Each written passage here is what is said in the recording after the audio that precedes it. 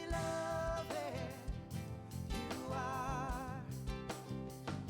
Blessed and beloved, you are. Blessed and beloved, you are. Blessed and beloved, you are. You are. You are.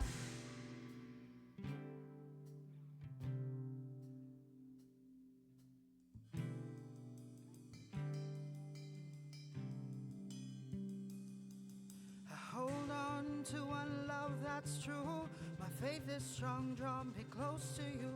I hold on to one love that's true. My faith is strong, draw me close to you. I hold on to one love that's true. My faith is strong, draw me close to you. I hold on to one love that's true. My faith is strong, draw me close to you.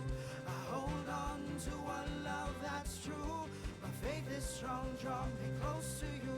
I hold on to one love that's true.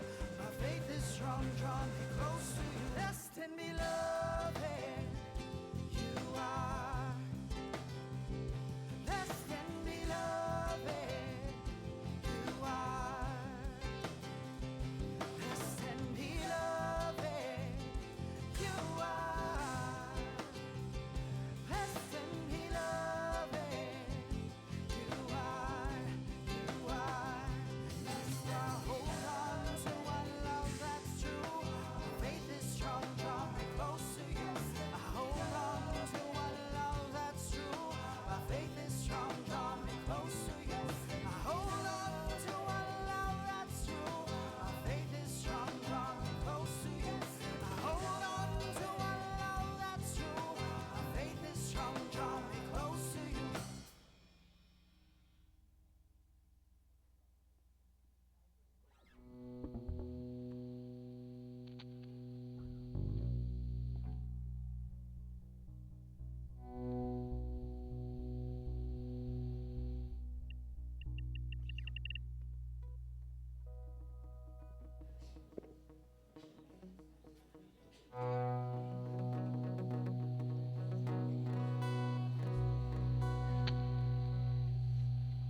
Amen. Ang lahat ng anak ng Panginoon ay tumayo at pumalakpak. Amen. Amen. Isang napakagandang araw na naman para papurihan at dakilain ng ating Panginoon. Alam ko na lahat tayo ay meron tayong pasasalamat sa Panginoon. Tama po ba? At nararapat lang po na ito ay itaas natin, ito ay isigaw, ito ay sabihin natin sa Panginoon.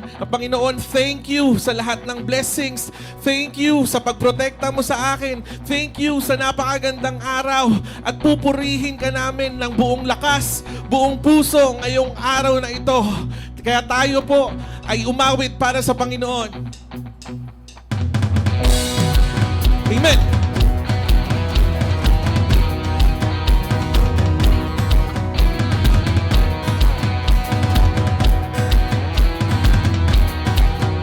Sabay-sabay po natin kantahin to kasi wandering into the night, wanting a place to hide this weary soul, this vagabond. And I tried with all my mind, but I just can't win the fight. I'm slowly drifting,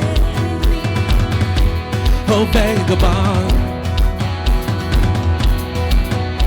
And just when I ran out of road, I met a man I didn't know, and he told me that I was not alone. Come on. He picked me up, he turned me around, he placed my feet on solid ground. I thank the Master, I thank the Savior, because he healed my heart. He changed my name, forever free. I am not the same. I thank the Master, I thank the Savior. We say, I thank God. Amen. Whoa. I cannot deny what I've seen. Got no choice but to believe. My doubts are burning like ashes in the wind. We say, so long to my old friend, burden in me.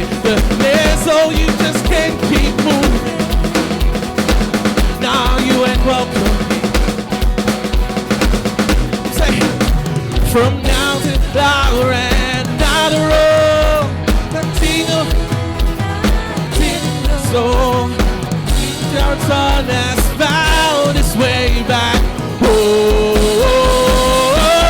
he picked me up. He picked me up. Yes, turned me around. You placed my feet on solid ground. I thank the Master.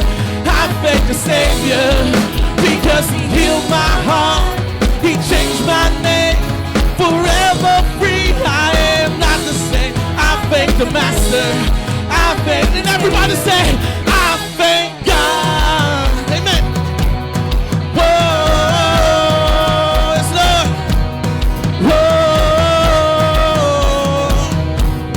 Whoa, see, heaven gained another one, and I am free. Heaven gained another one. I am free. Come on. I am free. I am free. Heaven gained another one. I am free. Yes, Lord. I am free. I am free. Heaven's gained. Heaven gained another one. I am free. I am free. I am free. Heaven gained another one. I am free. I am free. Come on, those who are free, and shout it out. Heaven gained another one. I am free. I am free. Yes, Lord. I am free. Heaven gained another one. I am free. I am free. I am free. He picked me up.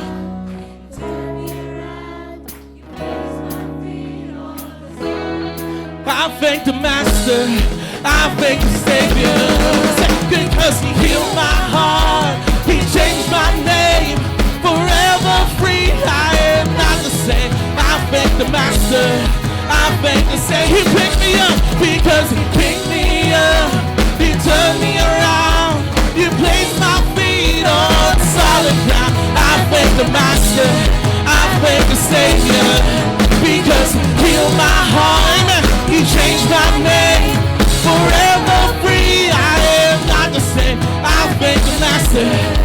Let's shout it out and say, I thank God. Amen. Whoa, I thank God. I thank God. Whoa, I thank God. Amen. Palakpakan po natin ang Panginoon na mas malakas pa po. Amen. Amen.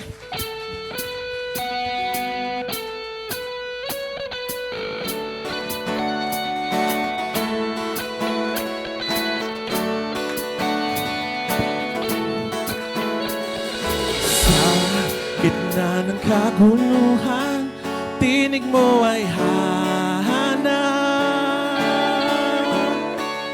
Sa templo mong banal, may bagong kagalakan.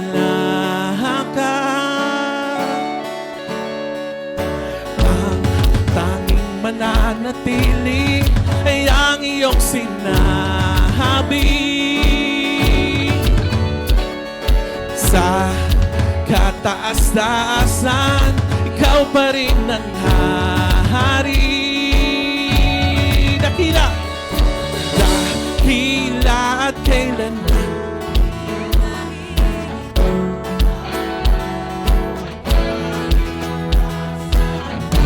Ang iyong kaharian, ang aking adhika. O Diyos dalangin ko'y maghari ka.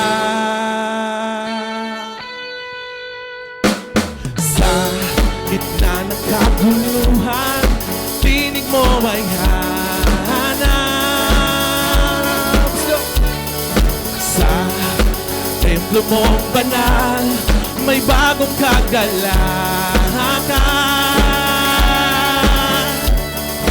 Ang tanging mananatili ay ang iyong sinabi. sabing sa kataas-taasan, ikaw pa rin ang hari. Dakila, dakila at kailan di mahihigit. Ang ngalan mo ay kaligtasan ko. Ang iyong kaharian, ang aking adhika. O Diyos, dalangin ko'y maghari ka. Oh, maghari ka, Panginoon. Oh,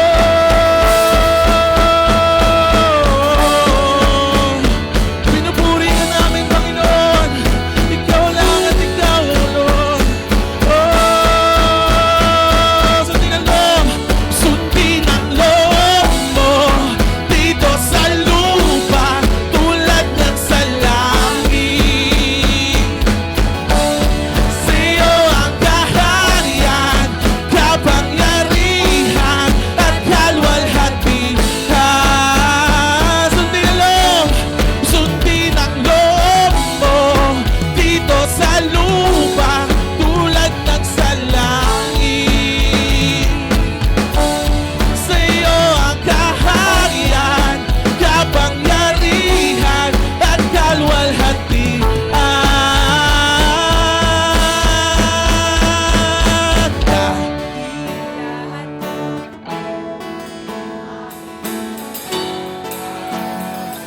Ay kaligtasan ko ang iyong kaharian, ang aking adhika.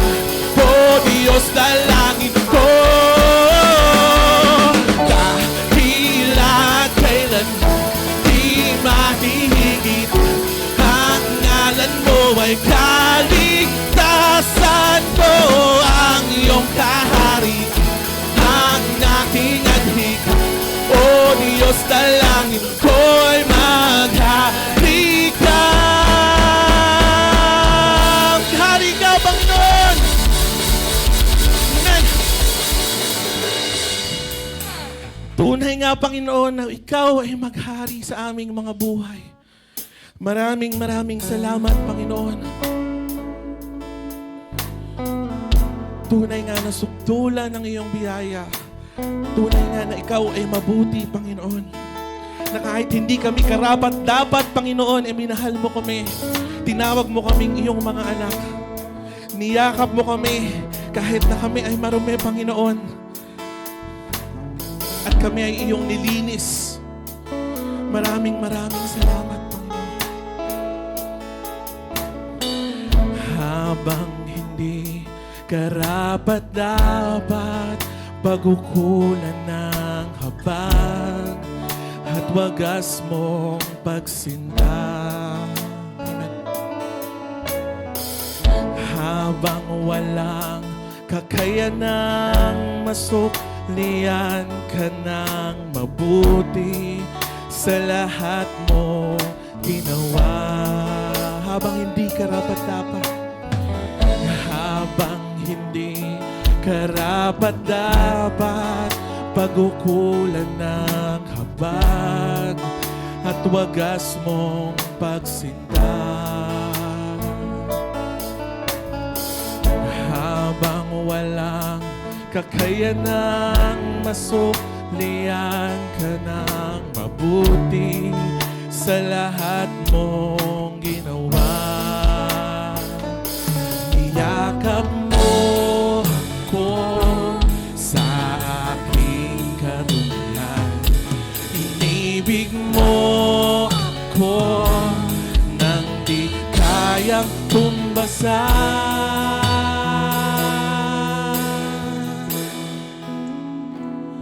O Diyos ng katarungan at katwiran na kahit minsan di nabahira ang kabanal at kalwalhatian. Salamat sa sukdulang biyaya mo.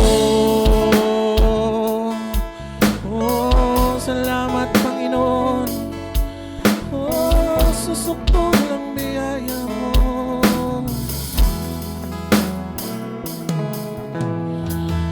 Ang walang salang manunumbos na umako ng parusa nararapat sa akin. Anong habag sa tulad ko igawa ng iyong katwiran at ako'y palawarin. Niyakap mo ko sa aking karumihan. Inibig mo ako nang di kayang. Niyakap mo ako. Niyakap mo ako sa aking karumihan. Inibig mo ako nang di kayang tumbasan. O Diyos ng katarungan at katuwiran, at kahit minsan di nabahiran ang kabanalan, kalwalhatian. Salamat sa sukulang biyaya mo, O Diyos ng pag-ibig na mas malawak pa kaysa aming mga pagkakasala. Higit pa sa buhay ko, salamat sa sukulang biyaya mo. Salamat Panginoon.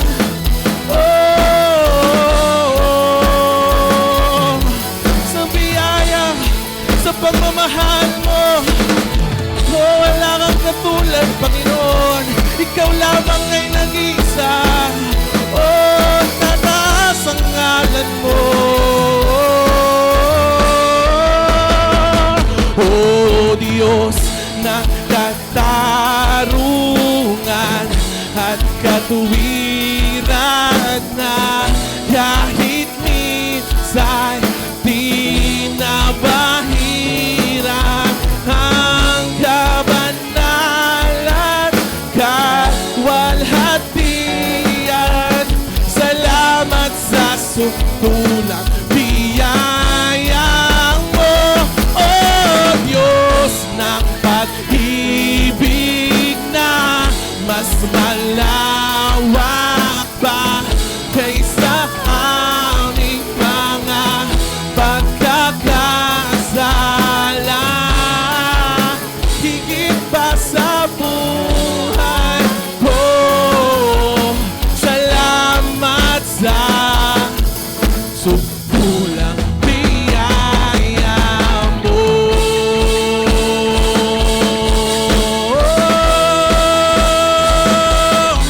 Salamat Panginoon.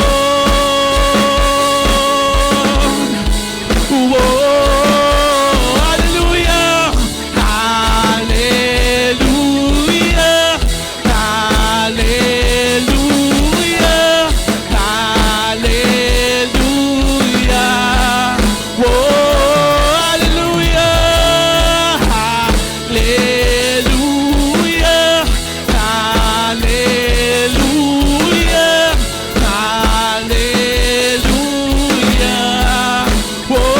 Hallelujah,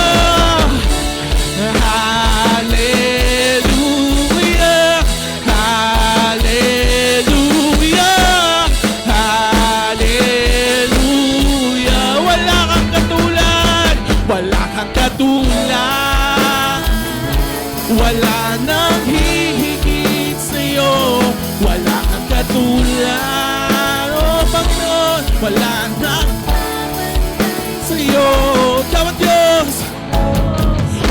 pa man, maging ngayon at kailanman, sa habang panahon, wala kang katulad, wala kang katulad, wala na hihigit sa'yo, wala kang katulad, wala na papantay sa'yo. Ikaw ang Diyos, noon pa man, maging ngayon at kailanman, sa habang panahon, wala kang katulad, wala kang katulad, wala kang katulad, wala na, oh, wala kang katulad, wala na papantay sa ikaw ang Diyos, ikaw ang noon pa man, maging ngayon at kailanman, sa habang panahon, sa habang panahon, sa habang panahon ng Diyos. Sa habang panahon, wala kang katulad.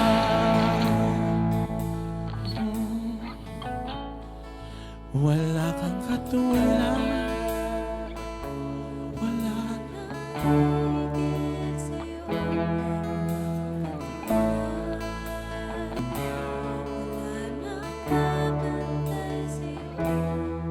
ikaw ang noon pa man, maging ngayon at kailanman, sa habang panahon, sa habang panahon, sa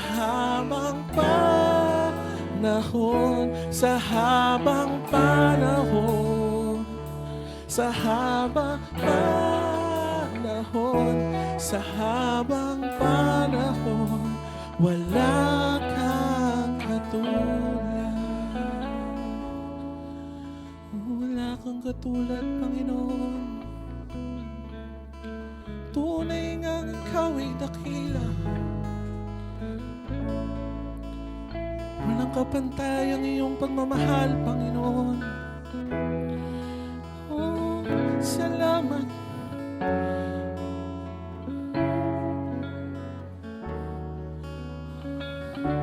Ikaw lamang ang pupurihin. Ikaw lang ang sasambahin, Panginoon. Oh, ikaw ang maghari sa bawat puso, Panginoon. Ikaw ang Diyos, noon pa man, maging ngayon at kailanman, sa habang panahon, wala kang katulad. Palakpakan natin ating Panginoon. Pinupuri ka namin, tinataas sa aming Panginoong Jesus. Mahal na mahal ka namin. Lahat ng ito ay tinataas namin sa iyo, matamis na pangalang Jesus. Amen. Amen. Makakaupo na po tayong lahat.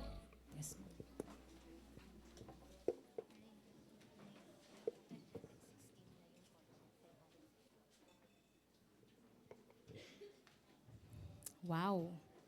Grabe, no? Napakainam po na awitan ang ating Panginoon na walang katulad. Sukdulan ang kanyang biyaya sa bawat isa sa atin, no? At tayo po ay nalulunod sa biyaya ng ating Panginoon. Amen po ba? Amen. At yan, wala tayong hindi kakayanin dahil po sa biyaya ng ating Panginoon. Welcome po sa ating simbahan. Magandang umaga po, Impact Church family! Yun, good morning. Alam ko po na medyo malamig ngayong umaga at masarap mag-extend ng ating tulog, pero salamat dahil pinili po ninyong pumunta dito upang sabay-sabay po tayong sambahin ang Panginoon at makinig ng kanyang salita. Pwede po ba nating bigyan ng pinaka-sweet na smile ang ating mga katabi? Ayan. Good morning. And syempre po, alam niyo po ba na meron tayong mga bisita sa umagang ito at gusto ko po silang i-welcome isa-isa. Una na po ay sana tama ang pagbigkas ko ng pangalan, Jaire Amber. Pahenago. Asan si Jaire? Ayun si Jaire. Good morning, Jaire, and welcome to Impact Church. Wait lang, nililipat. Ayan, next po ay si Garmi Isanel. Gary, sorry. Hindi mabasa ni Teacher Becca. Gary, welcome. And kasama niya si Shania Rose. Yan, si Shania Rose. Ano to, mga classmates mo, Princess? Mga kaibigan. Wow, ayan, nagdala ng kaibigan si Princess. Welcome sa Impact Church. And syempre, gusto ni natin i-welcome sina Ate Cecilia at si Ate Marilyn. Asan po si Ate Cecilia? Ayun! At si Ate Marilyn. Sila po ay nag-a-attend ng ating Malasakit Batch 3. Ayan, nandito po sila. Welcome po sa ating simbahan. Sana po ay hindi ito ang huling beses na magkikita-kita tayo. Ayan, welcome. And para po sa ating announcement, ngayong araw ay nagse-celebrate ng kanyang kaarawan. Ayan, sina Kuya Erwin Bangkil at si Francis Labrillaso. Happy birthday! And bukas naman po, ang nag-iisang pinakamaganda sa mata ni Tatay June, ayan, si Atsan de Jesus Ardina. And sa October 8, ang magse-celebrate naman po ng kanyang kaarawan ay si Melissa and si Arwen Bondok. Ayan. And October 10, si Jamaica Makasinag. And on October 11, yan naman po ay si Elaine Manalo. Happy birthday po sa magse-celebrate ng kanilang kaarawan sa linggong ito. And syempre gusto ni nating batiin ang sweet na parents ng ating Pastora Angela.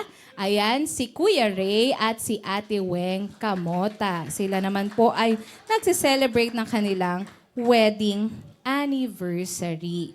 Ayan. And of course, patuloy nating pinapasalamatan at pinupuri ang pangalan ng Panginoon sa mga ministries na ating nagagawa sa tulong niya. Ayan, unang-una na po ay ang ating region at yan po ay ginanap sa Quirino High School. Makikita niyo po sa picture yung mga students na umattend. And of course, meron din po tayo dito every Friday. Yan. Dito naman po sa mismo sa ating worship hall. Ayan, Region Friday. And kahapon po ay nagpatuloy ang Malasakit Ministry Batch 3. Ayan, makikita po sa larawan na si Kuya Mel ba? Si Kuya Mel ang nanguna kahapon. Ayan.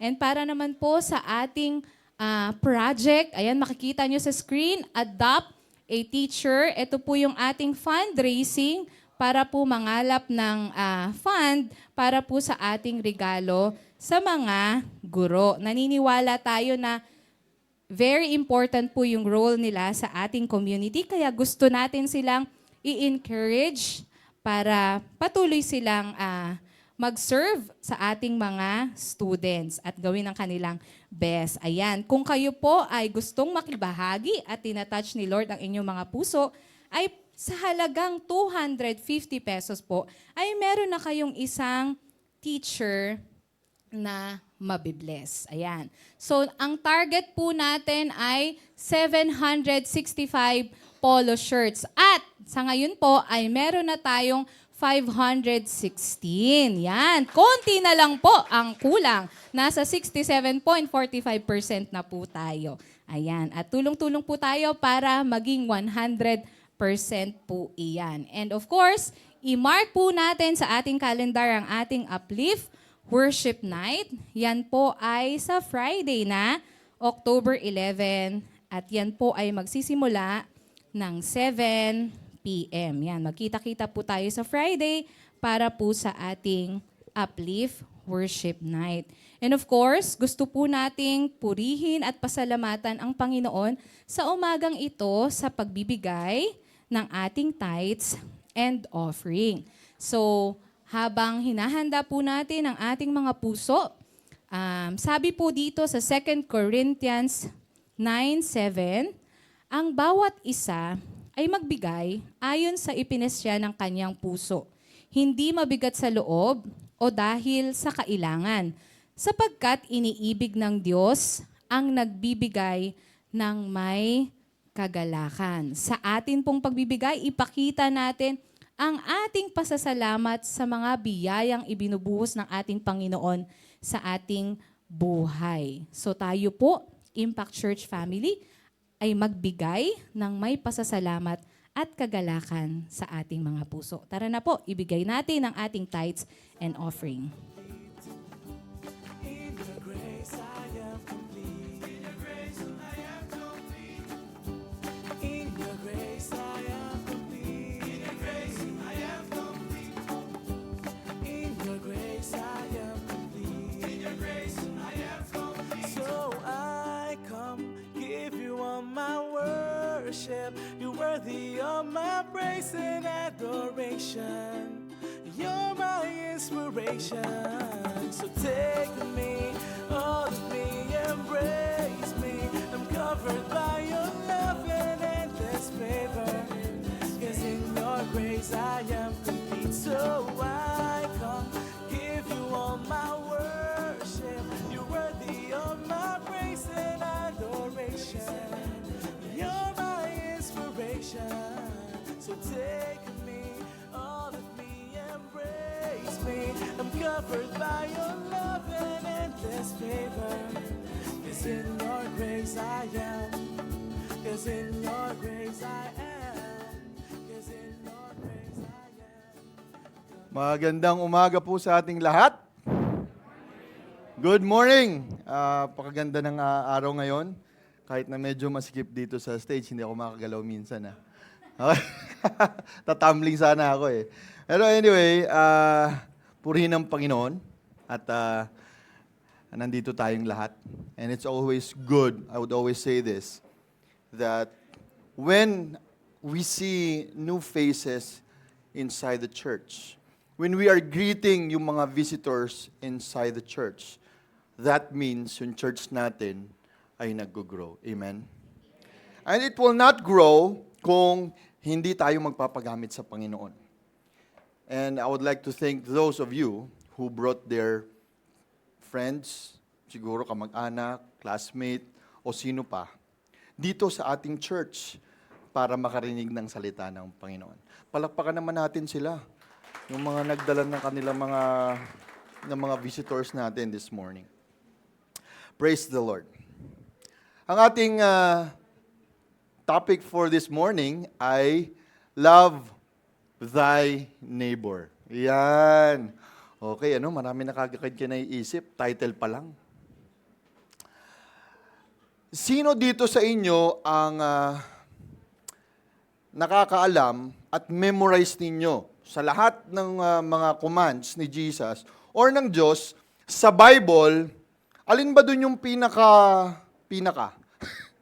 Alin yung pinakamatindi? Sa lahat ng utos ni Lord, sa Bible, nung binasa nyo, ano yung pinakamatindi? Parang hindi sila sigurado, no? Parang hindi kayo sigurado, ah. Sa lahat ng mga utos ni Lord, alin yung pinakamatindi?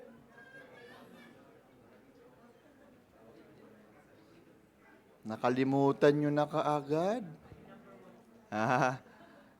It's called the greatest commandment. Kaya nga pinakamatindi. Greatest commandment. Ano po yun? Narinig ko yung iba sinasabi nila, love the Lord your God with all your heart, with all your mind, with all your soul, with all your strength. And, what is the second? Love your neighbor as yourself. Tama? Uy, dapat memorize nyo yan. Greatest commandment nga. Kumbaga kung sinabihan ka ng magulang mo at ang pinakapayo sa iyo ay wag kang uwi dito ng alas 11 ng gabi. Dapat alas 8 pa lang. Di ba? Kasi yun na yung pinakamatindi na na utos eh. Dapat sundin mo. Hindi ba? So ibig sabihin, when we talk about the Word of God as a whole, at ilagay natin siya into a compact command, ang sabi dito, mahalin mo muna, mahalin mo ang Diyos ng buong puso mo, isip, kaluluwa.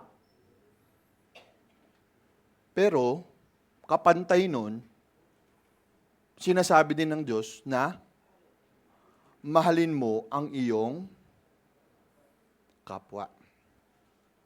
Translation yan sa Tagalog nung neighbor ay kapwa. At binigyan ng halaga ng Diyos ang utos na mahalin mo ang kapwa mo. Napasama siya sa greatest commandment. Kaya ang tanong sa atin ngayong umagang ito, mahal ba natin ang kapwa natin?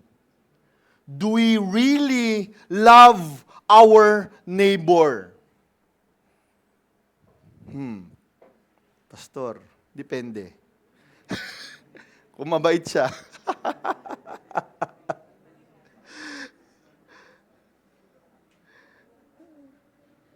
At prioridad ba natin talaga na mahalin yung kapwa natin? Kung titingnan natin yung buhay natin, nasaan yung prioridad kung saan nagbibigay tayo ng panahon, oras, at pagmamahal para sa iba?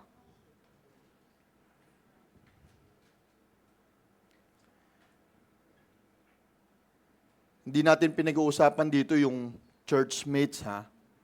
Alam ko, mahal na mahal nyo yung mga nandyan sa tabi nyo. O nandun sa kabila. O, yan, ha? Love na love nyo, ha? O, pero ang pinag-uusapan natin dito ay yung mga hindi pa mananampalataya, pero parte sila o nakakasalamuha natin sila, parte sila ng buhay natin. Okay? Gaano ba natin sila kamahal kapag mabait sila sa atin? O mas marami pa yung beses na naiinis tayo sa kanila. Bakit? Siguro dahil may mga bagay na hindi tayo gusto sa pag-uugali nila. Tama?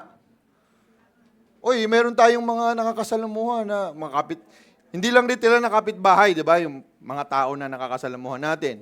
Pero pag nag-usapan yung kapitbahay, baka kasi alas 12 na nagbibidyoke pa. Di ba? O kaya nagtatapon ng basura sa tapat ng bahay mo. Nako po, sakit sa ulo niyan. O kaya nagpapakawala ng aso tapos dudumi. Tapos matatapakan mo, sigurado pilay ka nun. O yung kapitbahay na nanghihiram ng gamit. Tapos 1 buwan bago masoli. Hinahanap mo na sa bahay. Nasaan na ba yung screwdriver ko? Ay, hiniram nga pala. Hanggang ngayon, hindi pa nasusoli. Patay.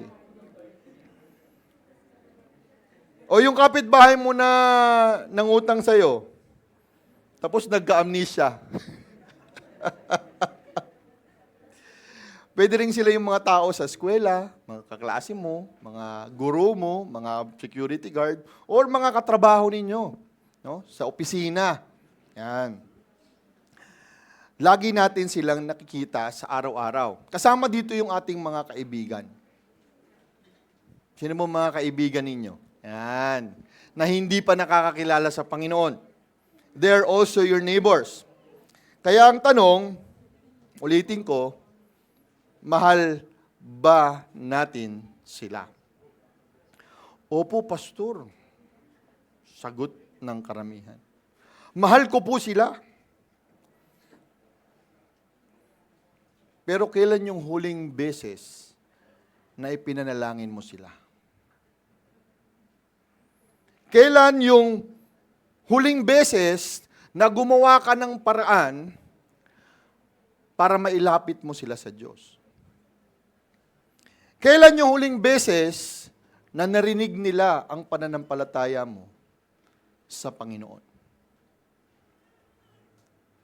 Pagkat ang pagmamahal, ang sabi nga, dapat may gawa. And when I was really thinking about this message and this passage, I came to the point na, o nga no, nakakatakot isipin na sa huli, makita tayong guilty ng Panginoon na hindi natin sinusunod yung greatest commandment, which is love your neighbor as yourself. Are we guilty? Kasi ako guilty. If we're not guilty, we need to allow the Holy Spirit to talk to us and listen to Him and ask God na bigyan niya tayo ng guilty heart because it shows na meron tayong desire para mahalin ang ating kapwa. Only then and then, tayo magkakaroon ng puso at malalim na desire para abutin sila. Dahil pag natapos po yung sermon ngayong umagang to, at wala pa rin kayong desire na abutin sila,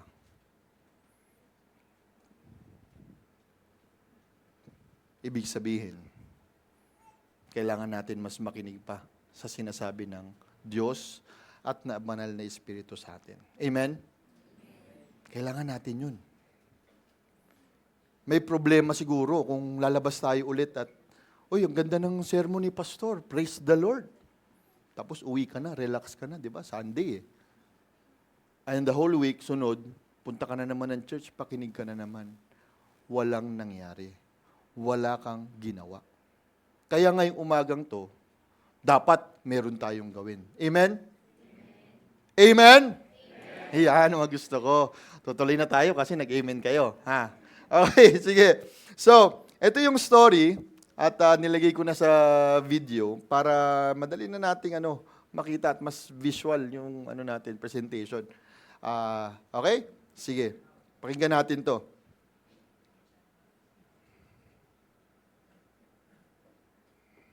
Ikalawang kabanata. Pagkalipas ng ilang araw, bumalik si Jesus sa Capernaum at kumalat ang balitang siya'y nasa bahay.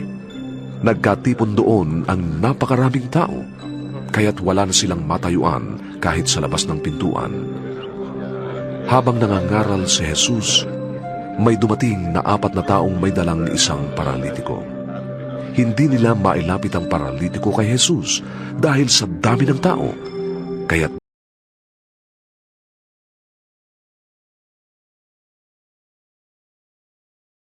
Ikalawang kabanata. pagkalipas ng ilang araw, tipon doon ang napapas ng pintuan. Habang nangangaral si Jesus, may dumating na 4 na taong may dalang isang paralitiko. Hindi nila mailapit ang paralitiko kay Jesus dahil sa dami ng tao, kaya't binakbak nila ang bubong sa tapat niya at ibinaba ang paralitikong nakaratay sa higaan. Nang makita ni Jesus kung gaano kalaki ang kanilang pananalig sa kanya, sinabi niya sa paralitiko, Anak, pinapatawad na ang mga kasalanan mo. May nakaupo roong ilang tagapagturo ng kautusan na nag-isip ng ganito. Bakit siya nagsasalita ng ganoon? Kalapastanganan sa Diyos yun. Hindi ba't ang Diyos lamang ang makapagpapatawad ng kasalanan? Alam ni Jesus ang kanilang iniisip, kaya't sinabi niya agad, Bakit kayo nag-iisip ng ganyan? Alin ba ang mas madali? Ang sabihin sa paralitiko, pinapatawad na ang mga kasalanan mo? O ang sabihin sa kanya, tumindig ka, dalhin mo ang iyong higaan at lumakad ka na? Patutunayan ko sa inyo na dito sa lupa, ang anak ng tao ay may kapangyarihang magpatawad ng mga kasalanan. at sinabi niya sa paralitiko, Tumindig ka, dalhin mo ang iyong higaan, at umuwi ka na. Tumindig nga ang paralitiko. Kaagad niyang binuhat ang kanyang higaan at umalis. Ang lahat ng naroroon ay pawang nang gilalas at nagpuri sa Diyos.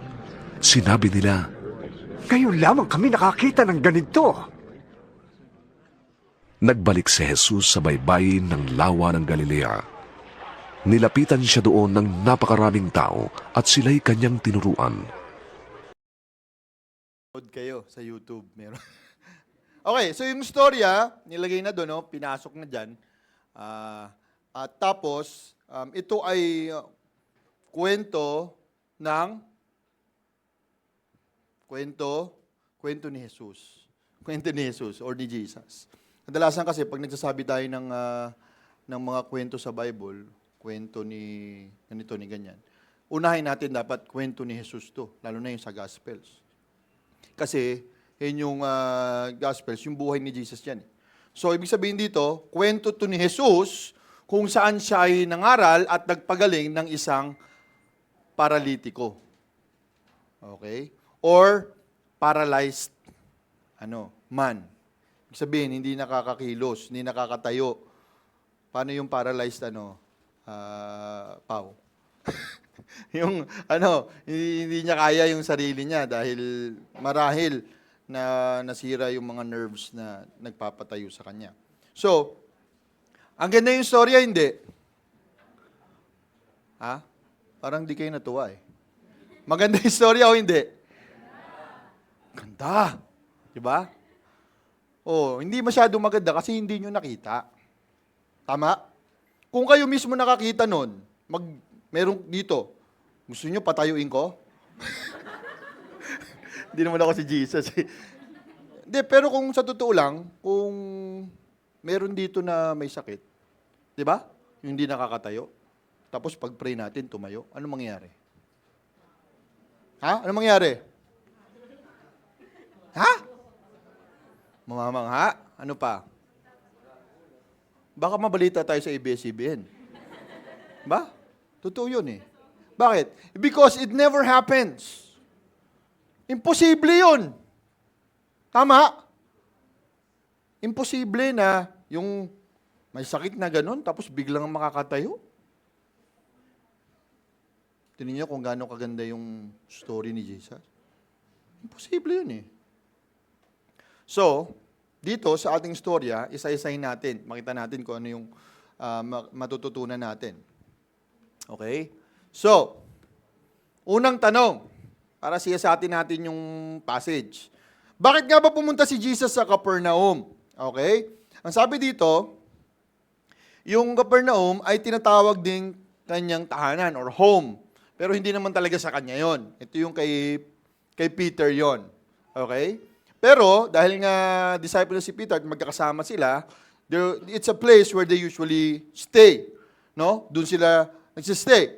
At yun yung, kumbaga, home base nila, bahay nila, tahanan nila. Bakit importante na malaman natin na sila ay pumunta doon, no, sa Capernaum, kung saan sila, yun yung bahay nila? Dahil, kilala sila ng mga tao doon at narinig nila na, oy, si Jesus kasi nung nag-ministry kung saan na nagpunta eh. Babalik si Jesus doon sa bahay nila. Sama si Peter doon sa bahay nila. Tara! Punta tayo! Bakit sila pupunta? Para manig si Jesus. Tingin nyo, bakit sila pupunta? Dahil sikat si Jesus? Hindi lang yon. Kasi, si Jesus, pag may nilapit ka sa Kanya, pagagalingin niya. Di ba? Di ba ganun naman tayo? Gusto natin makita yung kagilagilalas. Gusto natin makita yung kapangyarihan ng Panginoon kung paano siya magpapagaling ng may sakit. So, dahil nga narinig nila, pumunta sila, darating si Jesus, babalik sa Capernaum, lahat sila ay pumunta doon. Jam-pack yung bahay. At ang sabi pa nga, hanggang sa pinto, parang tayo, jam-pack din, no? Hindi pa, meron pa pala dito. No? Hanggang doon sa pinto, wala na. Hindi ka na makapasok. Ganun, katindi, yung kanilang narinig at gustong makita pagdating sa Panginoong Hesus. At nandun si Jesus because He was intentionally wanting for the people in Capernaum, yung kanyang mga neighbor doon, mga tao sa paligid niya, kanyang mga kapwa na tiga Capernaum, na makarinig at makita makarinig na kanyang salita at makita ng kanyang kapangyarihan.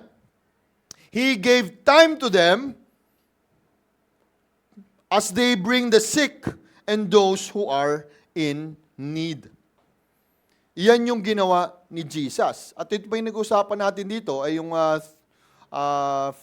fishing trip ang tawag natin niya. Ibig sabihin, yung paghayo ng Panginoong Yesus, no, siya ay pumunta para mapakinggan siya ng kanyang mga neighbors in Capernaum. Okay? Next, bakit niya pinagaling yung paralitiko? No? Bakit niya pinagaling? Dumating si Jesus doon at narinig nga nitong mga magkakaibigan na, "Uy! Pare! Darating si Jesus." Itong tropa natin, tropa natin na hindi makalakad. Hindi natin alam kung na-aksidente ba siya o dati na siyang ganun. Pero palagay ko, siguro may pananampalataya sila, so sila ay pumunta. Malayo pa lang, nakita nila, punong-puno na yung bahay. Jam-packed na. So, kung ako yon, dahil wala akong masyadong pasensya, uuwi na lang ako. Totoo yan, ganyan ako eh. Pag mahaba yung pila sa sa SSS o kaya sa anong government agency pa ba? Ang dami, no? Mga PSA, oo, ganyan. Ang haba ng pila, uwi na lang ako. I'd rather go there early in the morning para ako yung una or, 'di ba, wag na lang. So nakita ng mga magkakaibigan, puno na, pre. Hindi na tayo makapasok. Paano yan? Uwi na lang tayo. Hindi. Hindi tayo papayag. So, anong ginawa nila? Ha? Anong ginawa? Nag-bomb joke? Hoy, may bomba. Ha? Isip sila, nagplano sila. Walang ibang paraan. Teka lang, pare, nakikita mo ba nakikita ko? Ano yun? May hagdan papuntang bubong. Tara, doon natin idaan. Magbubutas lang tayo sa taas, tapos ibababa natin. Nagplano sila. At marahil yung iba, umuwi muna. Bakit? Siyempre, kailangan nila ng pambutas ng bubong eh. Alangan naman kamay lang ginamit nila. Pangbutas. Ano pa? Kailangan nila ng tali. Oh, naghanap din sila ng tali. Ibig sabihin,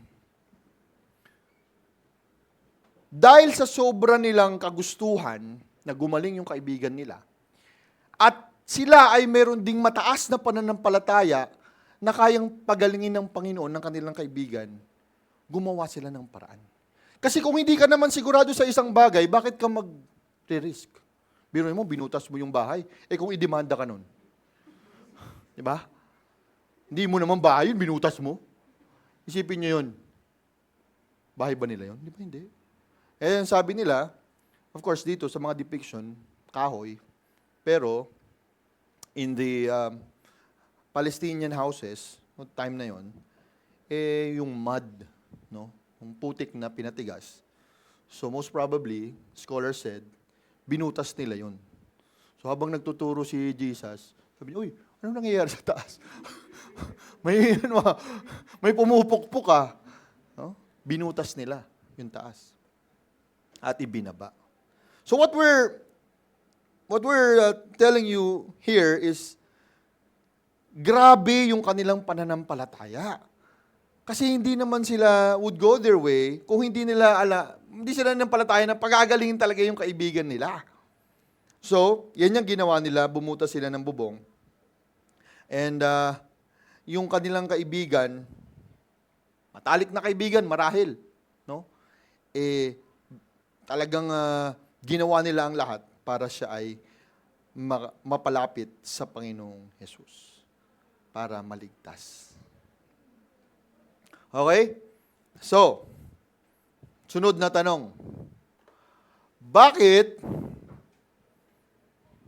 nagtanong yung mga teachers of the law?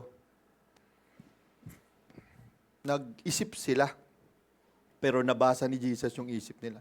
Sabi nila, kasi pagbaba, ito na si Jesus, dilapitan, di ba? Napanood natin kanina. Nang sabi, "Anak, pinapatawad kita sa iyong mga kasalanan." Ano kagad pumasok dun sa isip ng mga teachers of the law? Oh, teka. Bakit sinabi ni Jesus yun? Sino ba siya para magpatawad ng mga kasalanan? Kalapastanganan. Oh, nabulol na. Kalapastanganan yan. Blasphemy yan. Yung blasphemy, unforgivable yan. Nakasalanan sa Diyos. Naisip nila, ay bay, blasphemy to ginagawa nitong si Jesus. Hindi pwede yan.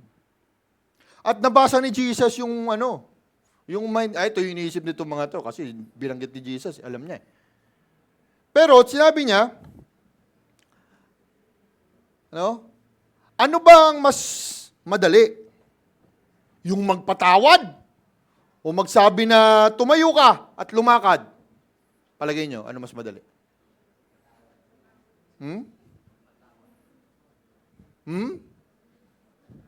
Tama, magpatawad. Magpatawad. Bakit? Because Jesus, as God, His nature of love always forgives. Yung magpatawad. While a miracle to heal of a physical disability can always be challenged by people who doubts the miracle because they need evidence to see is to believe. Kaya pinoprobe sila ni Jesus. Anong sunod nating tanong na gustong sagutin dito sa pangyayaring ito? Why did Jesus say, parang mali yan Why did they say, tama, why did they say Jesus blasphemed? Dahil, etong mga religious leaders, basing on the Old Testament law, ay naiintindihan na ang Diyos lang ang makakapagpatawad. At simulat sa lahat ng mga naisulat na scripture noon, nakasaad doon na Diyos lang ang pwede magpatawad. Heto ngayon isang tao, sa katayuan ni Jesus, ang magsasabi, pinapatawad na kita. Normal lang na maramdaman nila yon. Kasi ang sabi dito sa Pero anong problema doon? Because they cannot accept what Jesus was saying. They did not recognize Jesus as the Messiah. While all along, in the scriptures also written that there would come a person, a Messiah, who will save them. But they did not recognize Jesus as that Messiah. Next question. Why did Jesus say He has the authority to forgive now? Eto na, dahil nga nagda-doubt sila. Bakit sinabi ito ni Jesus? This is a timely revelation because gustong ipakita, gustong sabihin ni Jesus, hindi lang sa mga teachers of the law, but to His disciples to declare that He is God. He is 100% God and 100% man. And He has the right and He has the power to forgive the sins of man. Ito yung dinedeclare ni Jesus sa kanila. Next. Why did Jesus address the paralytic as my son? Napansin nyo ba yun sa story? Magandang mapansin minsan kapag nagbabasa ka ng scripture at ulit-ulitin mo. Kasi hindi mo mapapansin, di ba? Yung una, siguro, nabasa nyo na to many times before. Pero hindi mo pansin na, ay, tinawag pala ni Jesus na anak yun. Teka, anak man niya yun? May anak na ba si Jesus? May asawa ba siya? Wala naman, di ba? Ba't tinawag niyang anak? Mukhang dun sa picture, sa video, mas matanda pa sa kanya. Di ba? Napansin nyo? Pero ang tawag niya, anak. Dapat ang tawag niya doon, tay, ayos ka lang. Hindi po, hindi ako makagalaw. Pero tinawag ni Jesus na, anak, my son. Interesting. Because it was an evidence of a restored relationship. When Jesus said, my son, I forgive you of your sins. It is a restored relationship. And in John 1:12 it says, "Yet to all who receive Him, to those who believed in His name, He gave them the right to become children of God." Anak ng Diyos. And Jesus Christ was emphasizing this to every person who was there listening and thinking, ano ba itong ginagawa ni Jesus? Sino ba siya? Ano bang meron? And He was emphasizing those who have faith, like this person and his friends, who has faith in me, and who would believe in me and receive me in their lives and in their hearts, I give them the right to become children of God. And I call them my son. Ang ganda. People who were hearing, no, crowded eh. Tapos naririnig nila to, my son. And in the same way, ganun din ang itatawag sa atin ng Diyos kung atin siyang tatanggapin sa ating buhay at magkakaroon tayo ng pananampalataya sa Kanya bilang ating Diyos at tagapagligtas. He will call us His sons and daughters. What was the result of Jesus' miracle healing? Everyone in the room was amazed. Sinabi yan doon sa scripture. Namangha ang lahat. Sabi ko sa inyo kanina, tatambling sana ako dito para mamangha kayo. Pero wag na. They praised God.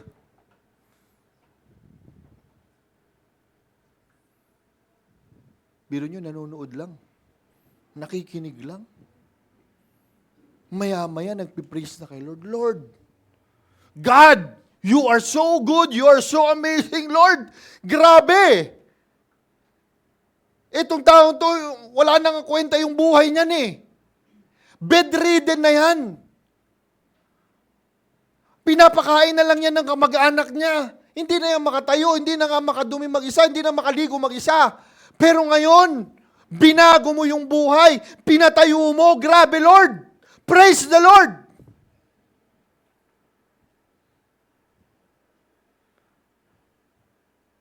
Jesus did this miracle to make people realize that life is all about God. Amen? It's about God. His power, His authority, and His purpose in our life. They even said, we have never seen anything like this. Hindi pa kami nakakita ng ganito. Grabe. Paralitiko. Nakatayo. Ngayon, ang problema lang natin, malaki yung tiyan natin, gusto nating mag-slim, di ba? O kaya bagsak na yung mukha, gustong pataas. Yung buhok, gustong pakulayan, pagandahin. Ang liit lang ng problema natin. Pero dito, tong taong to, hindi nakakalakad, hindi nakakatayo. Ngayon, nakatayo na. Napakabuti ng ating Panginoon. So, ano ang ating matututunan at ating babaunin? Una, ito, ang mensahe ng Panginoon. The message. Jesus preached the gospel to His neighbors. And Jesus wants to teach His disciples and all the people there how important our neighbors are. Yung kapwa natin, yung mga kaibigan natin, kakilala natin, nakakasalamuhan natin, they need to hear the gospel. Bago pa pagalingin, itong paralitikong to, nagpipreach na si Jesus. Kaya lang naman naging meaningful yan eh, yung healing, because Jesus already said the message. And the message was clear. That God is there. He sent Jesus to save us from our sins. So, ano yung natin pwedeng maging prinsipyo na babaunin sa buhay? Ito yung gagawin natin. Let us prioritize God's message by preaching it to others. Kailangan nating dalhin. Kailangan nating sabihin. Pero the word I want you to focus on here, ngayong umagang ito, is the word prioritize. Bakit? Kasi totoo lang, sa kabisihan natin sa buhay, hindi natin priority yung mag-share ng message ni God. Hindi natin priority yun. Anong priority natin? Anong priority natin? Sarili natin. Di ba? Hindi pa nga ako hindi pa nga ako nakakapahinga eh. Di ba? Tapos mag-share pa ako, bibigyan ko pa ng oras yung iba. Pagod na nga ako sa trabaho eh. Bibigyan ko pa ng oras yung iba. Ang dami ko pa nga requirements eh. Tapos, share ko pa yung kaibigan ko, bibigyan ko pa ng panahon para makilala si Jesus. Huwag na uy. Hindi naman. Pero, we have to realize that sometimes we get caught up with the business of life. That we don't prioritize God's message. And we don't preach it to others. Second, the heart, yung ating puso. Why? Because Jesus saw the faith of the paralyzed man and his friends. Nakita niya yung pananampalataya nila. Nakita niya yung laman ng puso ng mga to. Napaka-pure, napaka-genuine, napaka-totoo. Na siya ang hinahanap at alam na siya yung makakapagligtas. No? Yung nakita nga rin ni Jesus yung doubt ng mga religious leaders, kaya in-address niya eh. No? Those who don't want to believe in Him. Kaya napaka-importante ng puso. Ano yung sitwasyon ng puso? God sees the heart of men. So the question is, if God looks at our hearts right now, kung titingnan ng Diyos yung puso natin ngayon, ano kaya makikita niya? Gaano kaya kalaki yung pagmamahal natin sa iba? Ano kaya sasabihin ni Lord na laman yun?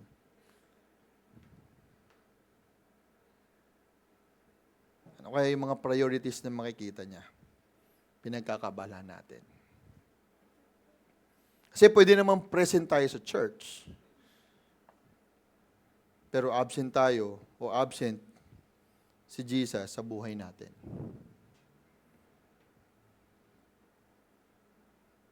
Nasaan yung pwesto kung saan nabibigyan natin ng halaga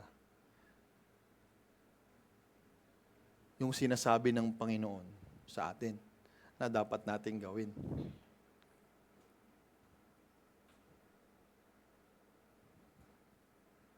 May mga bagay ba na kailangan tayong i-adjust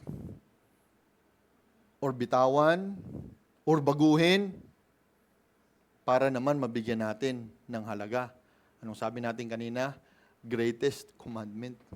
Nakakahiya na kay Lord, Greatest commandment. Pero hindi natin napaprioritize. Aray. Lately lang, merong storya ng isang NBA player na galing sa Atlanta Hawks napunta sa Houston Rockets. Ang pangalan niya ay AJ Griffin. Tama ba ako? Adrian Griffin. Mahirap mapunta sa NBA. Di ba, Bricks? Mahirap. No, si Ray Parks yata yung pinaka-close na, kaya lang hanggang G-League lang siya eh. Mahirap. Pero pag nandun ka na, ang laki na ng sweldo mo. Di ba? Itong si Griffin, 21 years old pa lang. Parang isang season o 2 season pa lang siya sa NBA. Pero nag-retire na siya, 21 years old. Saka nakarinig ng 21 years old, nag-retire. Hindi ba? Usually nagre-retire mga 60, 55, 60, 65. Siya nag-retire na. Basketball player, NBA pa. 21 years old. At ang sabi dito, he retired from basketball to follow Jesus to pursue full-time ministry. He was willing to give up everything in his life, his salary, his fame, his talent, para mapaglingkuran niya si Jesus. Hindi ko naman sinasabing gawin natin yung ganon. Pero, surrender is something that we need to do in our life. Surrender. Ano ba yung isusurrender natin para sa Panginoon? No? Or meron pa rin tayong pinanghahawakan na insurance policy na nakadepende yung sa sarili nating lakas, no, yung buhay natin. Yung ating insurance policy, yung trabaho na hindi natin mabitawan, o yung business, o yung time, o yung hobby, o yung kinagkakaabalahan natin. Baka meron na sinasabi si Lord na dapat nating gawin. Dapat nating baguhin. Hindi pa rin tayo sumusunod. Pangatlo,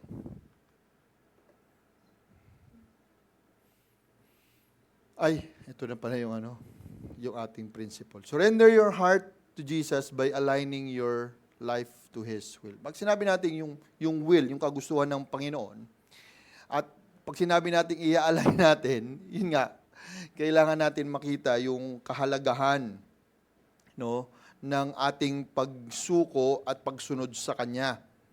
Kasi it starts from the heart. Kung ano yung desire ng heart mo, yun yung ifa-follow mo, susundin mo eh. Kung gusto mong yumaman, siyempre, magbibigay ka ng panahon para yumaman ka. Kung gusto mong sumikat, bibigyan mo ng panahon para sumikat ka. Di ba? Pero kung gusto mong i-glorify si Lord, ipo-pursue mo yun. Isusurrender mo yung mga bagay na hindi nakakatulong para ma-pursue mo. Kaya i-align mo yung buhay mo sa Panginoon, no, yung will sa Kanya. And pangatlo, yung relationship, the relationship. Jesus forgave and healed the paralyzed man in verse 11 and 12. Pinatawad niya at nakita nila na pinuri ang Panginoon dahil dito. Kaya nga, napaka-importante ng relationship natin sa Diyos. Ang ating third principle na pwedeng gamitin is this. We need to build a strong relationship with Jesus, matibay na relasyon, para makita ng iba yung buhay at makilala nila ang Diyos. This is what Jesus Christ did because of His life, His message, and His healing, and His preaching. Marami ang nagpuri sa Panginoon. Kapag ba nakita tayo ng iba at nakita nila yung klase ng pamumuhay nila, pupurihin nila ang Diyos. If other people will observe yung buhay na meron tayo, sasabihin nila, tunay na may Diyos. Mabuti ang Diyos. Gusto kong makilala yung Diyos mo. Ito ang pagkakaiba natin sa hindi mananampalataya. At kailangan nating maintindihan na lahat ng ating mga desisyon sa buhay at lahat ng ating mga ginagawa ay it adds up to our testimony, kumbaga. Yung pagkakilala sa atin ng tao. Kung hindi mo hayaang baguhin ka ng banal na espiritu, hindi ka makakadala ng ibang tao sa Kanya. Kasi kahit anong sabihin namin dito na, kapatid, humayo ka, dalin mo yung kapitbahay mo, kakilala mo. Eh kung kilala kang nagmumura pa din, pupunta pa yun sa church, naglalasing, naninigarilyo, siyempre hindi maniniwala sa'yo. Diba? So, everything that we do adds up to our testimony. That's why we need the fruit of the Spirit in our life as our guide to help us win people for the sake of Christ's name. Ba? For the sake of Christ. Yan. Yan yung ating pangatlo. So, ano yung mga practical application na pwede natin gawin? Okay? Number 1. Write 2 names of neighbors you want to reach out. Pangalawa, write out an action step this week, what you could do in the process of CPR. Ano yung CPR? Yan yung tinatawag natin sa sharing ng gospel na proseso, cultivate, plant and reap. C, cultivate. P, plant. C, reap. Parang nagtatanim ka niyan. Di ba? Yung cultivate, magbubungkal ka. Yung P, magtatanim ka. At yung C, IR, reap. Yung kukunin mo na yung bunga. So, ganun din ang proseso ng pag-share natin sa iba. Ano yung cultivate? Ito yung makikipag-relate ka muna sa kapitbahay mo. Bigyan mo ng ulam. Di ba, Nay? Bigyan mo ng ulam yung kapitbahay mo para mapangiti naman sa'yo. Uy, thank you ha. Binigyan mo ako ng ulam. Mag-start ka ng conversation. Sa kaklase mo, katrabaho mo. Bigyan mo ng pabor, gawan mo ng maganda. Para magkaroon kayo ng magandang relationship. That's cultivating. Pangalawa, planting. Ano yung planting? Taniman mo ng kabutihan at ng salita ng Panginoon. Ano yon? Sabihin mo lang, alam mo kapatid, ang buti ng Diyos. Kasi ito yung ginawa niya sa buhay namin. No? Dati magulo, ngayon maayos na. Yung anak ko, ganito, ganyan na. Yung pangailangan namin, kahit na hindi naman kami sobrang, pero natutugunan. Nagtatanim ka ng mga gandang mga bagay tungkol sa Diyos, sa puso niya. Planting tawag doon. At yung R, reaping, yun yung time na sinabi sa iyo ng Diyos na i-share mo na yung gospel. Okay? Kaya mamaya, sa mga handa at willing, ito yung gagamitin natin. Di ba binigyan na kayo ng ganito? O ngayon, tatanggap kayo ulit ng ganito. Hindi para sa inyo. Para sa inyong neighbor. Kasi ibibigay nyo sa kanila. Pero bago nyo ibigay, kailangan ma-share mo muna. Hindi ba? Okay? So, ayun yung gagawin natin. At pangatlo, siyempre, invite them to come to church.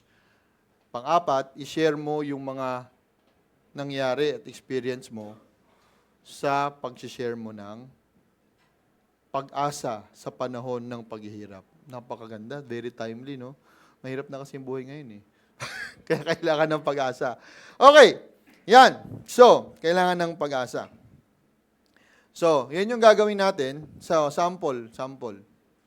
Lagyan mo ng pangalan. For example, 1, Jerwin. 2, Bal. Invite them through PM in FB to have coffee. Yan. Tara, kape tayo. May kwentuhan lang tayo about life, about family. Yan. And then, invite them to the church by the end of October. Yan yung action plan mo. And thirdly, I will ask my small group to pray for my action steps. Very simple. Tama? O dapat makasahan namin na ngayong October, kasi October, missions month natin yan. So, October, at least, meron kayong maimbita dito sa simbahan. Amen? Kaya ba? Kaya ba na meron tayong tsaka, kaya ba meron kayong ma-share nito? Yung mga gusto pa lang wag niyong pilitin yung iba kung hindi pa sila ready na mag-share ng ganito. Okay lang. Pero yung mga ready na, tumanggap po kayo ng 2 piraso. Oo, hanggang 2 piraso kasi ang commitment natin ito, 2 lang commitment. For a start, 2. Okay? Mag-isip na kayo. Sino kaya yung 2 taong sisirang ko nito? Yan. Okay? Meron yan, for sure. 2 person. Kapitbahay, katrabaho, kaibigan. Kasi yung kamag-anak tapos na sinabi na ni KR nung last time. Okay? So, yan yung ating gagawin.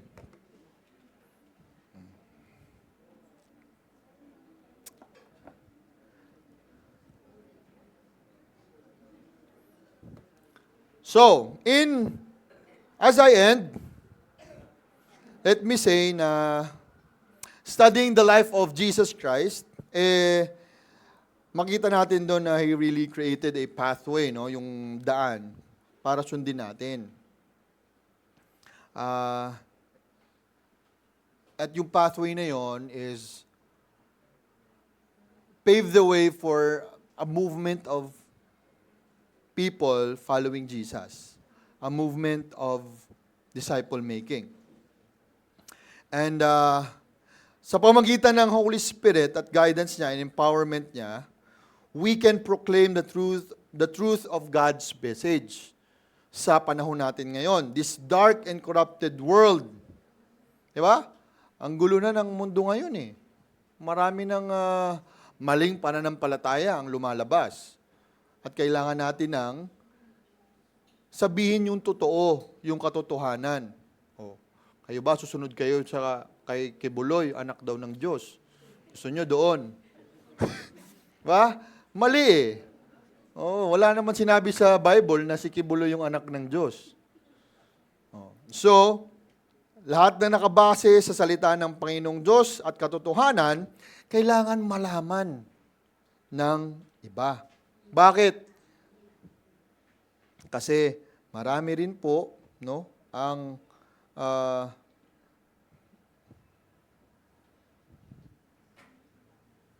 nangangailangan ng kaligtasan.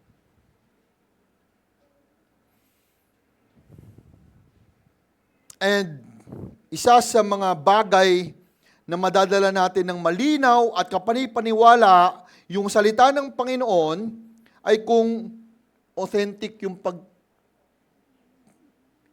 nakikita nilang buhay sa atin. Yung testimony natin. Yung authenticity ng gospel, nakikita yan sa transformed life. Buhay na nagbabago. Buhay na binago ng Panginoon. Kaya ang tanong, nagbabago ba ako? Nakikita ba ng tao yung pagbabago sa buhay ko upang makita nila na si Jesus, upang makita nila na ang Diyos ang naging dahilan ng aking pagbabago sa kabutihan. And that's the only way. And when we have a genuine faith in God and we keep on growing itong relationship natin kay Jesus, natural yung transformation mangyayari yan. Hindi mo kailangang pilitin yan. Kung dadalin mo yung sarili mo palapit sa Panginoon, maraming magbabago sa buhay natin. Pero kung lumalayo ka, mahirap. Kaya marami sa atin nahihirapan magbukas ng Bible, nahihirapan mag-pray, nahihirapan na pumunta sa church, nahihirapan mag-share ng gospel, nahihirapan magpatawad, nahihirapan mamili kung magtatrabaho ba siya, o magmi-ministry ba siya, o anong gagawin niya. Marahil, panahon na para isipin natin,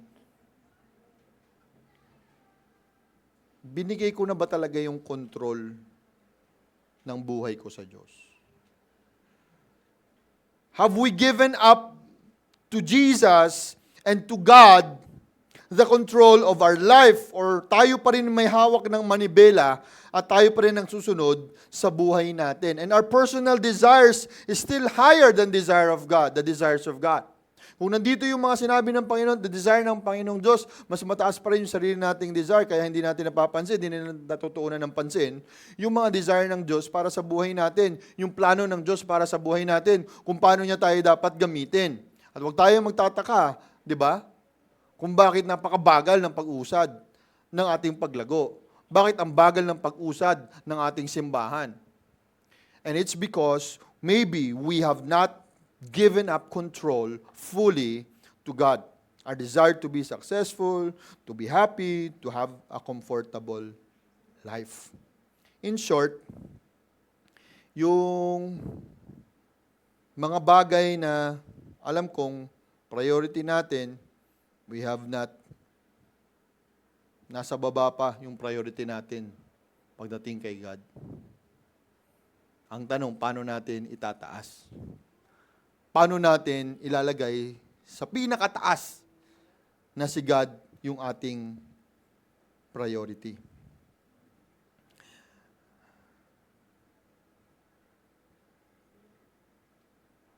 Minsan nakaka-guilty nga na binigyan ka ni Lord ng sasakyan, tapos hindi ka naman makapunta sa church. Nadagdagan yung income mo, pero yung giving mo kay Lord, nabawasan pa. Umasenso ka na ng konti, hindi mo na kailangan si Lord. Samantalang nung wala pa tayong work, panay ang dasal natin. Graduate lang tayo, ayaw na nating makinig sa iba. At let me share you a story about my point of Jesus showing to us what we need to do. Ipinakita na ni Jesus kung anong dapat natin gawin.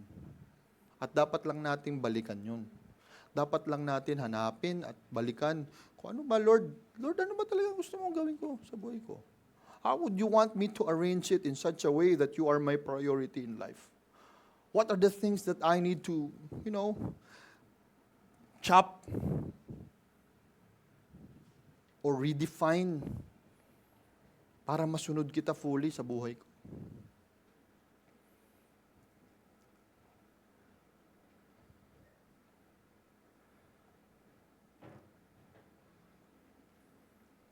When I was younger, dinadala ko ng tatay ko sa mga summer project.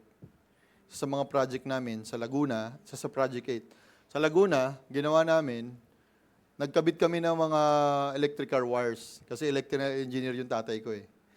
Tapos dinala niya ako, sinama niya ako doon. Umakit kami ng Kisame. Dapat gabi kasi mainit pagka umaga. Project, gawa kami noon. Gawa. Hanggang nakatulog na nga yata ako sa Kisame. Very young pa ako. Tapos dinala niya rin ako sa Project 8. Repaint naman kami ng apartment doon kasi pag may lumilipat, 'di ba? Nawasira yung mga pintura, ganyan. So nag-repaint kami ng ganyan, repaint. And lately, naisip ko na bakit nga ba ako sinasama ng tatay ko sa mga ganun? Binibigyan rin ako ng ng konting share. Yan. Pero bata-bata pa ako noon, pero sabi ko, okay, may pera. Parang sideline, parang gano'n. And I realized that he wanted me to learn. He wanted me to learn skills in my life. He wanted me to possess the value of work. He wanted me to have an extra income to generate money when I work on it. He wanted me to be a responsible person and thinks of the welfare of not only my own, but in the future, my family.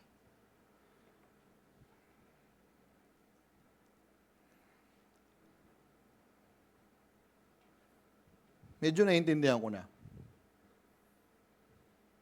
He wanted me to build a strong value of what life is all about and a strong character that I can use in the future. He wanted me to know how to live independently and value what is important in life. Because he knows one day he won't be there with me to help me anymore.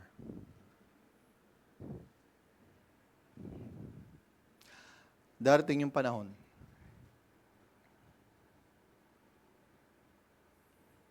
na hindi niya na ako matutulungan.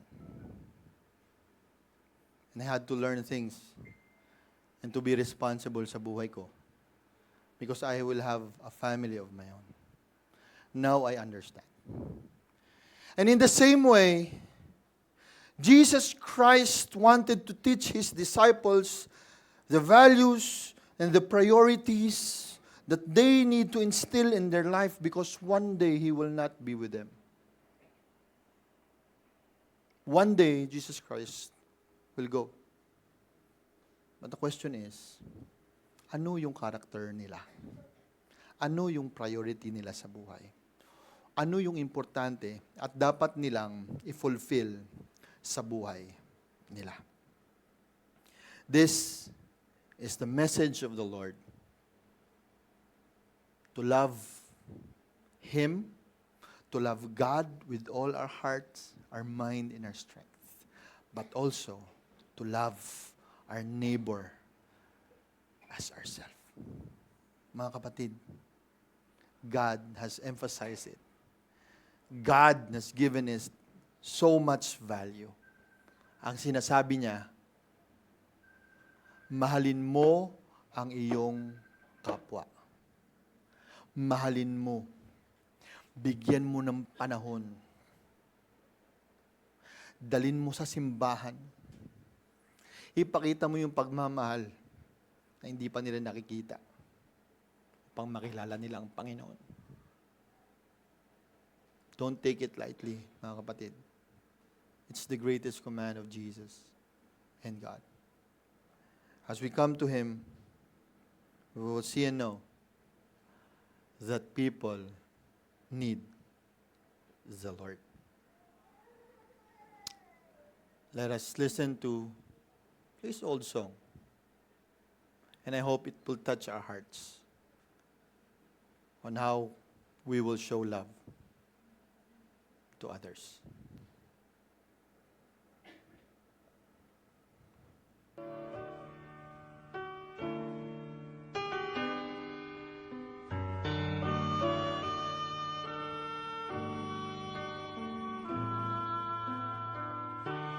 Every day they pass me by, I can see it in their eyes. Empty people filled with care, headed who knows where.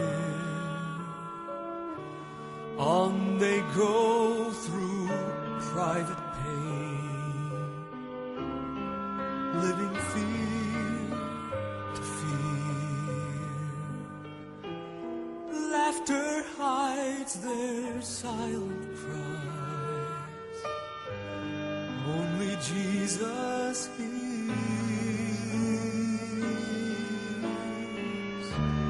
People need the Lord. People need the Lord. At the end of broken dreams, He's the open door. People need the Lord. People need the Lord. When will we realize people need the Lord?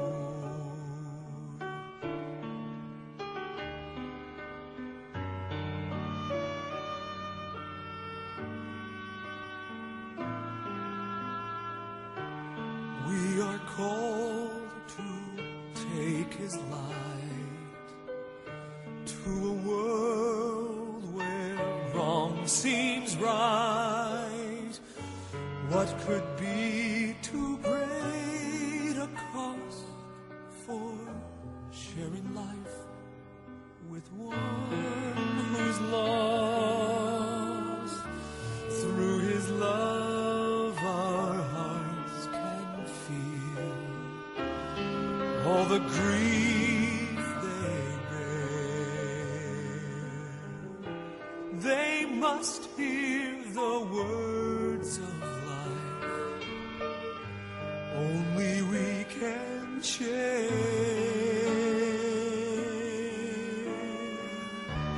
People need the Lord.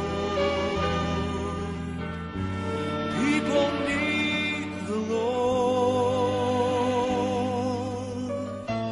At the end of broken dreams, He's the open door.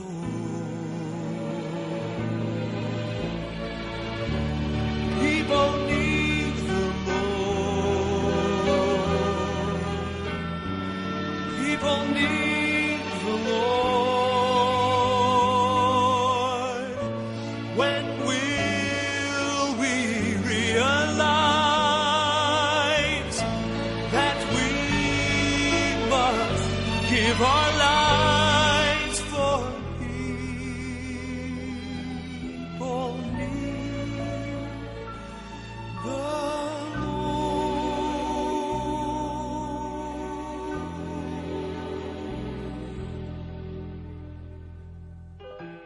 People need the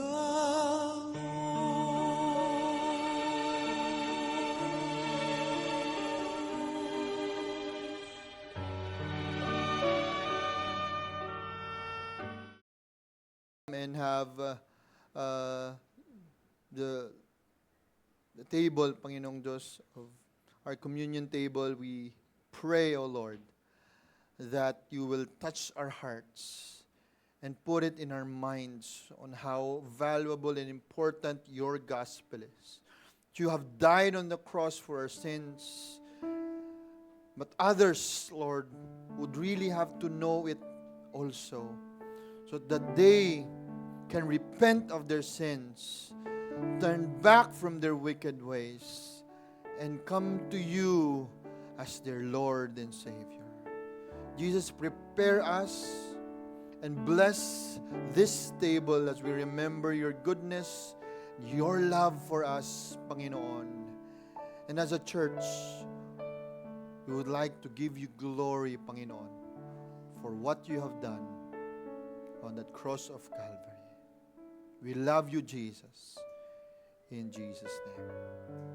Amen. Amen.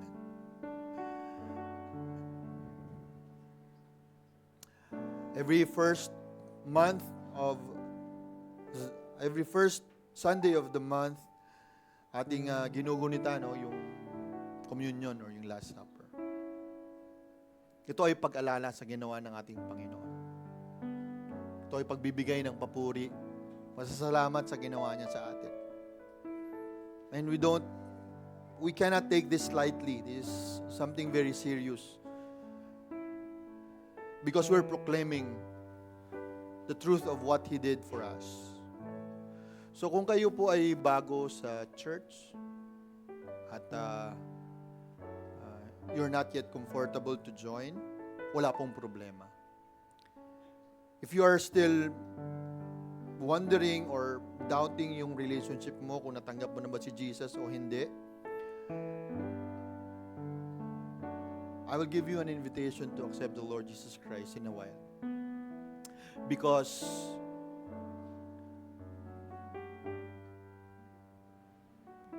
the table is a representation of our relationship kay Jesus. So kung wala ka pang relationship kay Jesus, then you can wait for the right time to join sa communion. Pero kung tinanggap mo na si Jesus bilang Savior and Lord mo, I highly recommend that you join us because you are proclaiming who He is in your life. At bago tayo sama-sama, marahil ito rin yung panahon kung saan if you want to be right with God, if you have done something wrong in your life, na kailangan mong isuko sa Panginoon o sabihin sa Panginoon, maybe it's the time. It's the time na sabihin mo, Lord, makasalanan ako. I don't deserve lahat ng goodness na ito. But Lord, alam ko, merciful ka. Alam ko, loving ka. And you want me to go back to you. You want me to offer my life to you. Natanggap kita. Pumasok ka sa puso ko. Manguna ka. At maging Diyos at tagapagligtas ko. Manalangin tayo.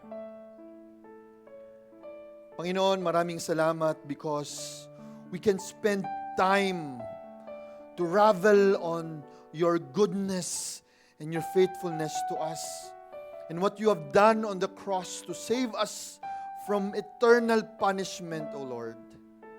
At ngayong umagang ito, sa aming paglapit sa banal mong hapag, Panginoon, we want to make it right to you. Patawarin mo kami sa aming mga kasalanan, mga pagkukulang sa iyo, Panginoong Diyos, na hindi ka aya-aya sa iyong presensya.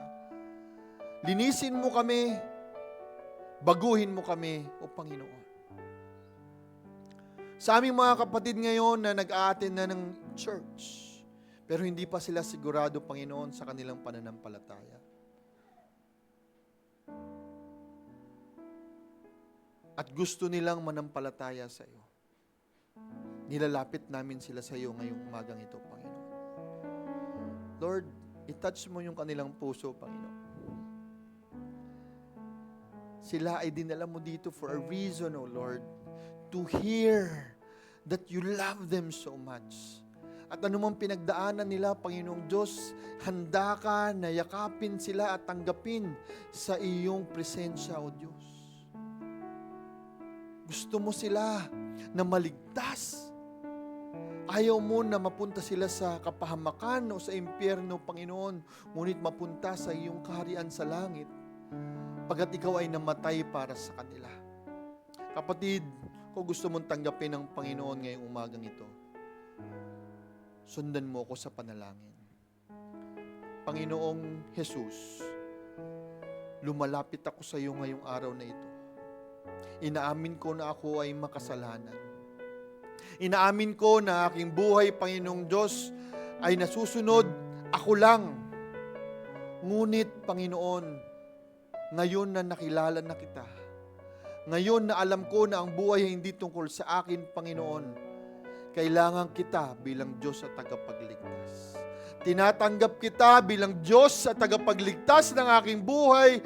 Baguhin mo ako, Panginoong Diyos. Patawarin mo ako sa aking mga kasalanan at patuloy mong ipakita sa akin, Panginoong Diyos, ang daan na aking tatahakin upang mabigyan kita ng kaluguran sa aking buhay.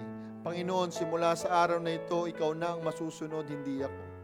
Panginoon, sa araw na ito, Panginoong Diyos, ako ay magsisiyasat ng iyong salita at patuloy kong hahanapin ang purpose ko sa buhay.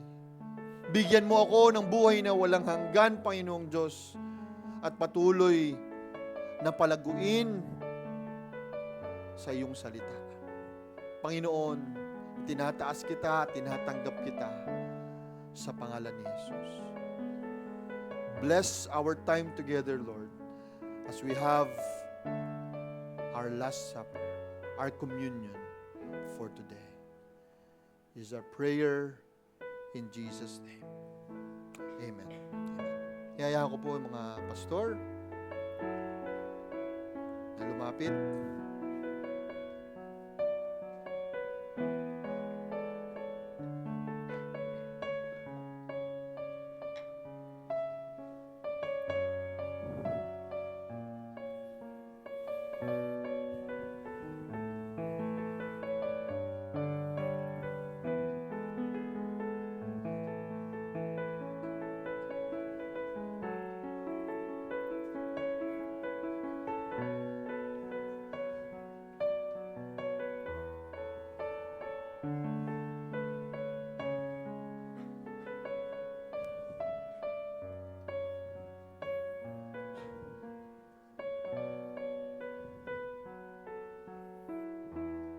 Habang po kayo ay naghihintay ng mga elements, hayaan yung mangusap sa inyo ang Panginoon ngayong araw na to.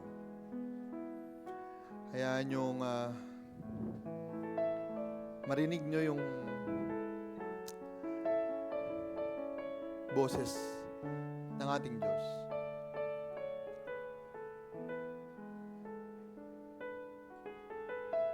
Hayaan yung ipakita niya sa inyo ang kanyang kalooban para sa buhay ninyo.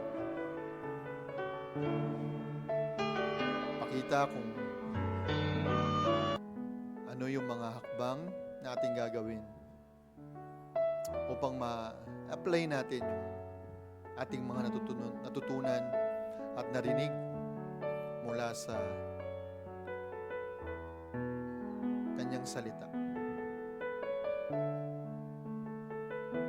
Naway patuloy niyang palawakin at palalimin ang ating pagmamahal sa ating mga kapwa, sa ating mga kaibigan, klase, trabaho.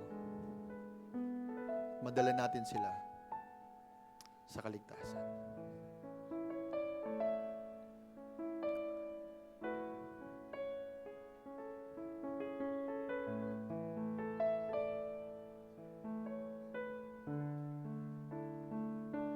Ating ipanalangin ang ating mga naiisip ng mga tao.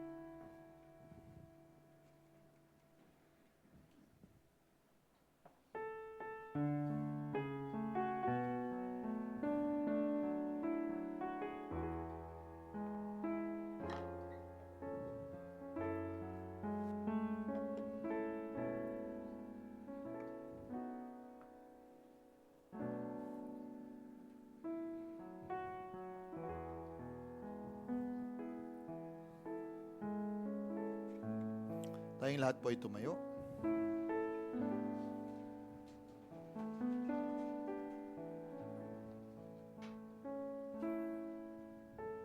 Ang tinapay ay simbolo ng katawan ng Panginoon na inalay niya sa atin. Katawan na binigay niya, inalay, para magkaroon tayo ng kaligtasan.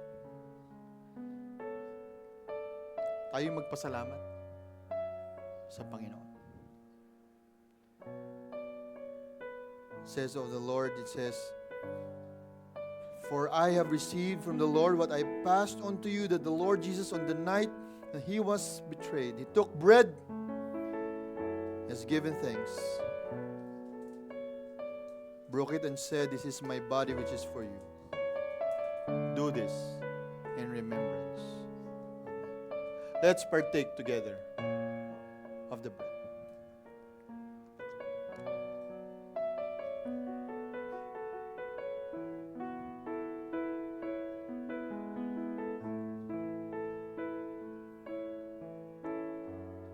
In the same way, Jesus, after supper, took the cup, saying, "This cup is the new covenant in my blood. Do this.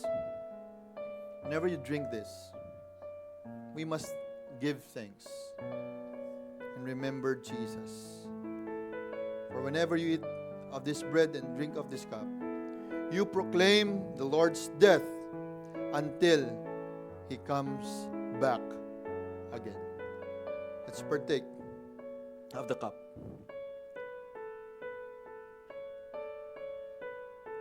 Let us pray. Lord Jesus, we thank you, Lord, for you are good. At ilalagay namin sa aming mga puso, Panginoong Diyos, at hindi mawawala sa aming alaala at isip ang iyong ginawa para sa amin. At dahil ito ay nandito sa aming puso at isip, patuloy namin isa sa pamuhay, Panginoong Diyos, ang iyong kalooban sa aming buhay. Naway patuloy kaming lumakad at mamuhay ng naayon sa iyong kalooban. Tulungan mo kami sa pamitan ng iyong banal na Espiritu, Panginoong Diyos, na baguhin ang aming sarili sa tulong mo. Wakasan ang mga mali at gawin ang tama. Gabayin mo kami bilang iglesia, Panginoong Diyos, upang maabot pa namin ang iba ang hindi pa nakakapanampalataya sa iyo. At maging daan kami upang sila ay maligtas. Ito po aming dalangin sa matamis na pangalan ni Jesus. Amen. Amen.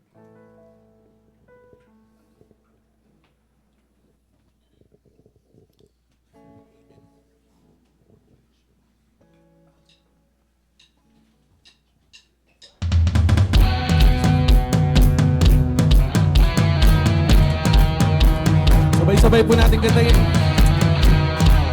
Amen. Heaven gained another one and say, heaven gained another one. I am free.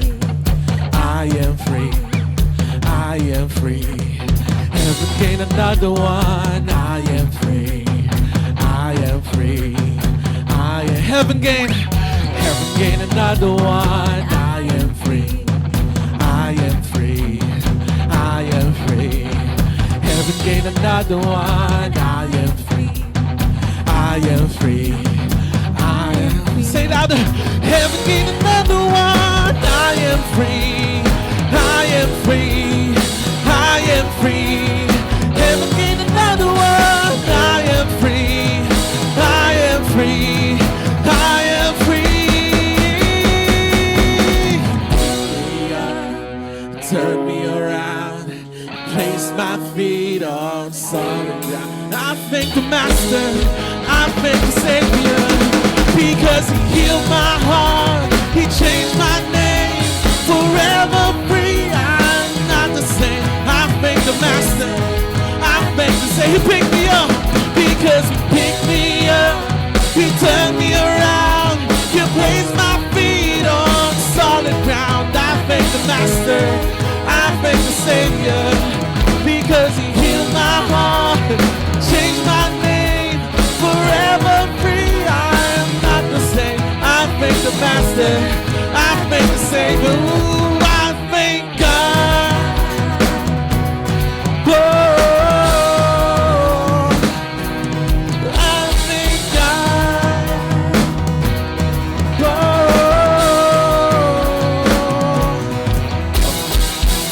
Amen.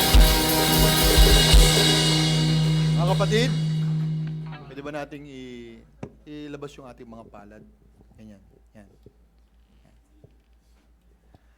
And let's pray. Lord, let me give you the benediction of the Lord this morning. Brothers and sisters in the Lord, may the Lord our God bless you and keep you. May the Lord our God make His face to shine upon you and be gracious to you. And may the Lord lift up His countenance upon you and give you peace this day and forevermore. Amen. Amen. Gandang umaga po sa ating lahat. Magandang umaga, Impact Church. At tayo po ay pagpalain ng ating Panginoon. God bless everyone.